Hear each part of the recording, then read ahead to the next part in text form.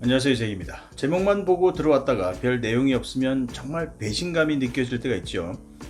예를 들어 사천 짜장면 게시라는 광고를 보고 들어왔는데 나중에 계산할 때 보니까 사천 짜장면이 아니라 뭐 5천, 뭐 6천 원 넘으면 뭐 그죠? 배신감이 들죠. 자, 오늘 영상의 제목이 어그로가 아니기를 바라신다면 끝까지 시청 부탁드리고요. 미리 좋아요 누르시고 구독도 누르시고 편하게 감상해 주시면 더욱 감사하겠습니다.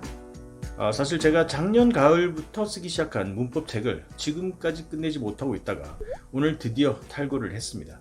앞으로 좀 더 자주 영상을 올릴 수 있을 것 같습니다. 하여간 이제 좀 전에 책에 들어갈 이제 머릿말을 쓰고 있었는데 쓰다 보니 문득 영문법 공부와 관련해서 우리 구독자분들께 들려드리고 싶은 이야기가 생각이 나더군요. 그래서 오늘은 오랜만에 다시 영어 공부를 시작하는 분들이나 또는 오랜 세월을 기초편에서 벗어나지 못하고 계신 분들을 위한 영문법 이야기가 되겠습니다. 자, 일단 먼저 꼭 짚고 넘어가야 할 부분이 있는데요. 영어를 잘 하려면 꼭 문법을 공부해야 하나? 하고 이제 예전부터 의문을 가지고 계신 분들 계실 겁니다. 주변에서도 뭐 꼭 문법 몰라도 된다. 뭐 미드만 보고도 영어 정복했다더라.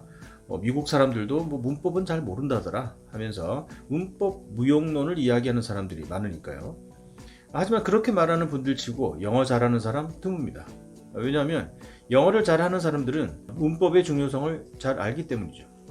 미드를 파건 리딩만 하건 회화 학원만 다니건 간에 시작은 다양하더라도 언젠가 잘 하게 되는 과정에서 문법의 중요성을 필연적으로 실감하게 되거든요. 그 순간 이런 생각이 듭니다. 처음부터 문법을 알았더라면 훨씬 더 빨리 잘할 수 있었을 텐데, 좀 더 정확한 영어로 자신 있게 말을 할 수 있었을 텐데 하게 된다는 것이죠. 결론은 영문법은 꼭 필요합니다. 원어민처럼 영어를 습득할 수 있는 환경이 아니라면 영어는 여러분들에게는 학습의 대상입니다. 영문법은 영어 사용 설명서입니다. 잘 읽고 사용하면 되는 거죠. 그런데 난 나이가 많아서 뭐 더 이상 외워지지가 않아. 돌아서면 까먹어. 저도 돌아서면 바로 까먹습니다. 돌아서자 까먹는 것은 내가 성격이 깔끔해서 그래. 뒤끝이 없거든. 뭐 그렇게 생각하시고 기억력이 떨어지는 건 신경 쓰지 마세요. 어디까지 했죠? 기억력이요. 자, 나이가 40대 이상, 뭐 50, 60, 70대시라면 이해력이 더욱 좋은 때라서 문법 공부하기 딱 좋은 나이입니다. 영문법은 암기가 필요한 부분도 있기는 하지만 무엇보다 그 규칙을 이해를 하고 머리와 혀로 단련해야 하는 그런 존재입니다. 자, 모든 언어는 나름의 규칙을 가지고 있습니다. 그래야 정확하게 의사소통을 할 수 있으니까요. 한국어의 경우는 은, 는, 이가, 뭐 을, 를, 에, 로, 으로 뭐 이런 에게, 한테 뭐 등등 이런 조사들이 단어 뒤에 붙어서 그 단어의 이제 역할을 분명하게 표시하는 그런 규칙을 가지고 있습니다. 그러다 보니 아무리 섞어 놓아도 뭐 의미가 통합니다. 그에 반해 영어는 섞으면 안 됩니다. 왜냐하면 영어의 규칙은 말의 순서이기 때문이죠. 그래서 영어는 어순의 언어다라고 하는데 많이 들어보셨죠? 어순, 이것이 바로 영어의 핵심이자 가장 강력한 규칙입니다. 영어의 어순은 사실 이제 무척 간단하죠. 주어, 동사, 목적어, 보어순입니다. 이 어순은 반드시 지켜야 하고 만약 순서가 뒤바뀌면 말이 안 됩니다. 만약 어순이 룰에 의해서 바뀌면 뭐 의문문이 되거나 특수구문이 되는 그런 경우는 있지만 기본적으로 뒤섞이면 말이 안 되는 것이 영어입니다. 이 어순 규칙이 가장 중요하고요. 이제는 이 어순에 해당하는 주어 자리, 동사 자리, 목적어 자리, 보어 자리 이런 자리에 어떤 종류의 단어가 올 수 있는지만 알면 필수 문법은 거의 끝났다고 할 수 있습니다. 주어 자리, 말 그대로 말의 주인이라서 맨 앞에 오고요. 이 주어 자리에는 오직 명사만이 자리할 수 있습니다. 명사라는 것은 눈에 보이든 안 보이든 이름을 가진 모든 것을 의미하지요. 어순에 따라서 영어는 주어 다음에 동사가 옵니다. 동사 자리에는 동사만 올 수 있죠. 뭐 설명 필요 없이 간단합니다. 이렇게 주어, 동사만으로 끝나는 문장이 있습니다. 나는 잔다, I sleep 이런 문장이요. 하지만 목적어가 있는 문장의 경우 쉬운 예를 들자면 I drink water, 나는 물을 마신다. 자, 이런 문장입니다. 이 목적어 자리 역시 오직 명사만이 올 수 있습니다. 그리고 어떤 문장은 목적어 말고 이제 보어가 오는 경우도 있는데요. 이 보어 자리에는 명사도 올 수 있고 형용사도 올 수 있습니다. I am a student. 명사가 보어인 경우고요.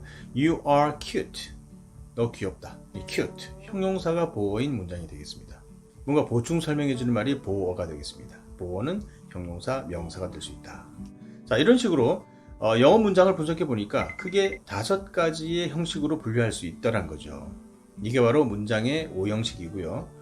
그런데 우리가 이제 귀에 못이 박히도록 자주 들었던 팔품사. 품사라는 것은 다른 말로 단어의 종류라는 뜻입니다. 팔품사는 8종류의 단어 형태, 즉 명사, 동사, 형용사, 부사, 접속사, 대명사, 감탄사, 전치사, 자, 이렇게 총 8가지가 되겠습니다. 자, 이거 전혀 외울 필요 없습니다. 문장의 5형식에서 보시듯이 명사, 동사, 형용사만 정해진 자리가 있고 나머지는 자리 자체가 아예 없죠. 사실 이 중에서 명사, 동사, 형용사, 부사, 명동, 형부, 명동에 사는 우리 형부, 이렇게 이 4가지만 알고 있어도 됩니다. 이 부사는 동사와 형용사를 꾸며주는 데 쓰이는 단어입니다. 달린다, 동사를 빨리 달린다. 예쁘다, 이 형용사를 너무 예쁘다. 이렇게 빨리, 너무 이런 걸 부사라고 하는데 사실 없어도 문장의 완결성에 지장은 없습니다. 즉 필수적인 존재가 아닌 것이지요. 그래서 문장의 형식에 굳이 표시를 하지 않는 것입니다. 나머지를 보면 접속사는 문장을 이어주는 보조적인 역할의 단어입니다. 이제 개수는 얼마 안 되지만 워낙 뚜렷한 고유의 역할을 가지고 있기 때문에 접속사라고 해서 따로 분류한 것이고, 대명사는 결국 다른 단어를 대신하는 명사이기 때문에 사실 명사에 속한다고 볼 수도 있죠. 감탄사는 Oh my God, you, the, wow 이런 게 감탄사인데 필수적인 존재가 아니죠. 거의 부사라고 볼 수 있는데, 근데 부사는 이제 동사를 수식하고 형용사를 수식하는 이런 역할을 하는데 이 감탄사는 수식하지 않으니까 별도로 감탄사라고 이제 분류를 한 것이죠. 마지막으로 전치사는 말 그대로 앞전, 위치할 치자를 씁니다. 뭐 앞에 위치하는 단어라는 뜻인데 그 뭐에 해당하는 것이 바로 명사입니다. 즉 명사 없이 전치사는 존재의 의미가 없습니다. 나머지 규칙은 자잘합니다. 한 문장의 동사는 하나만 와야 한다. 인칭과 시제에 따라서 동사가 변하고 복수명사, 단수명사 구별하고 우리말에는 없는 그런 전치사, 관사 같은 것들이 있어서 좀 복잡해 보이긴 하죠. 하지만 이 모든 것들 역시 마찬가지로 어순이라는 틀만 잘 지키면 각각의 자리에서 서로 유기적으로 자연스럽게 돌아가는 문장을 쉽게 만들어낼 수 있게 됩니다. 자, 그래서 영어가 어렵게 느껴지는 이유들 중에 한 가지에 대해서 오늘 그 해결책을 말씀드리도록 하겠습니다. 자, 영어가 어려운 이유, 주어 다음에 동사가 바로 오지 않는 경우가 많아서입니다. 영어는 어순의 언어라고 이제 그렇게 강조해 놓고 주어 다음에 동사가 바로 오지 않고 이상한 애들이 들어와서 헷갈리게 한다는 것이죠. 주로 책을 읽다 보면, 즉 독해할 때 느끼게 되는 그런 전형적인 어려움이라고 할 수 있는데요. 결론부터 말씀드리자면 그 역시 어순의 언어이기 때문에 중간에 뭐가 끼어들더라도 흔들리지 말고 그 흐름을 잘 따라가기만 하면 됩니다. 결국 주어 동사 순이거든요. 좀 더 자세히 설명드리자면 주어와 동사 사이가 멀어지는 경우는 몇 가지 이유가 있습니다. 중요한 이유만 말씀드리자면 크게 4가지가 있을 수 있어요. 자, 이거 보시면 A woman got out of the car. 한 여자가 자동차에서 내렸다. 자, 여기서 주어인 a woman을 수식합니다. A woman in red skirt got out of the car. 빨간 스커트를 입은 여자가 차에서 내렸다. 자, 여기서 in red skirt는 전치사 더하기 이제 명사로 이루어져서 빨간 스커트를 입은 이라는 뜻으로 주어 a woman을 꾸며주는 형용사구 역할을 하고 있죠. 자, 여기서 또 다른 형용사구가 끼어들면 주어 동사 사이가 더욱 멀어질 수 있습니다. A woman in red skirt, 그 red skirt가 made of leather, 가죽으로 만들어졌네요. Got out of the car. 자, made of leather라는 과거 분사형 형용사구가 끼어들었습니다. 자, 이렇게 과거 분사 또는 현재 분사, 전명구 등이 끼어들면서 주어와 동사 사이는 계속 멀어질 수가 있죠. 자, 두 번째, 투부정사가 끼어드는 경우입니다. The debt is increasing. 빚이 늘어나고 있다. The debt to be paid is increasing. 자, 여기서 to be paid라는 투부정사구가 끼어들면서 주어 동사가 멀어졌습니다. 갚아야 할 빚이 증가하고 있다. 주어는 반드시 명사일 수밖에 없으니까 to be paid는 당연히 투부정사의 형용사적 용법이 됩니다. 자, 세 번째, 관계사절이 끼어드는 경우입니다. 예문 보시면 The house was demolished. 그 집은 철거되었다. 자, 여기에 관계사절을 넣어볼까요? The house where I was born. 자, 내가 태어났던 그 집은 was demolished. 그 집은 철거되었다. 자, 이렇게 절이 끼어들어서 주어 동사가 멀어진 경우. 자, 그리고 네 번째, 동격의 내용이 대시나 콤마로 삽입되는 경우입니다.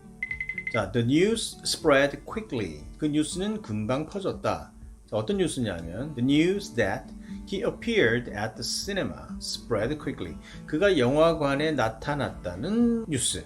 그죠? 그 대절과 the news는 같은 내용이기 때문에 동격입니다. 이 중간에 끼어들면서 주어 동사가 멀어진 것이죠.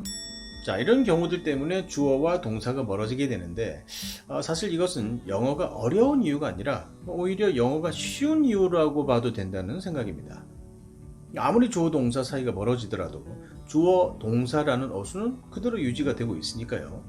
자, 그리고 사실 주어 다음에 동사가 꼭 와야 하지만 회화체에서는 가끔 동사를 빼고 말하는 경우도 정말 많습니다. 자, 미국에 사시는 분들은 이제 정말 실감하실 텐데요. 특히 비동사 이런 경우는 이제 기능어로 보고 스킵하는 경우가 많지요. I a student, you happy, we good, 그죠? 이런 경우 뭐 어려워 하지 마시고 편한 대로 쓰기도 하는구나 하고 긍정적으로 받아들이시면 됩니다. 정확히 알지 못하면 뭐든 불안하고 어렵게 느껴집니다. 그래서 어법은 그런 불안감을 해소하고 자신감을 심어줍니다. 게다가 더 고급스러운 단계로 올라갈 수 있는 사다리 역할을 해주기도 하죠. 저는 재미있는 사다리를 열심히 만들어 보겠습니다. 자, 다음 시간에 뵙겠습니다. 감사합니다.